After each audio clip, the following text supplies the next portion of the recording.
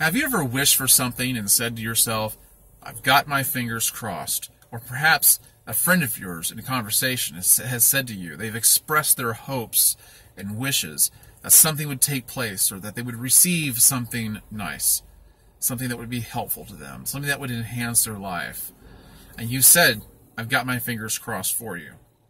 Well, I'm going to explain to you a little bit of where that came from. It's an old European pagan belief that the cross was a symbol of perfect unity, and that at the intersection of the cross, that was where beneficent spirits dwelled, and that when you made a wish upon it, that's where your wishes would dwell, would be fastened to, is at the intersection of the cross. Well, over time, this custom kind of fell out of place, and people began to cross fingers. Now, the funny thing about crossing fingers was originally it required two people to do it.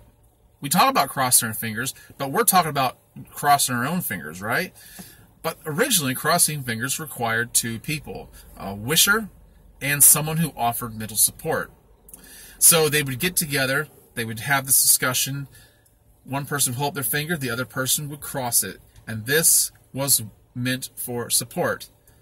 It was meant to say, I'm with you on this, I'm wishing with you, I'm wishing for you, I'm hoping. You know, people say nowadays, I'm sending positive vibrations, I'm sending positive thoughts, I'm sending prayers for you. People say that all the time. It's kind of the equivalent of that.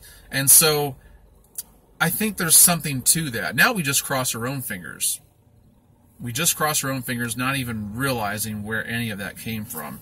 But what I think is nice about that is that, you know, people actually had the best interest of someone else in mind and could conjoin with them mentally and spiritually to show support. And so I would encourage you that if you haven't thought about it, if you haven't given much thought to offering encouragement and mental support to somebody, think about it today. You know, listen to what other people are telling you. People that you care about. Actually hear them when they tell you that they have these desires and these hopes and these wishes.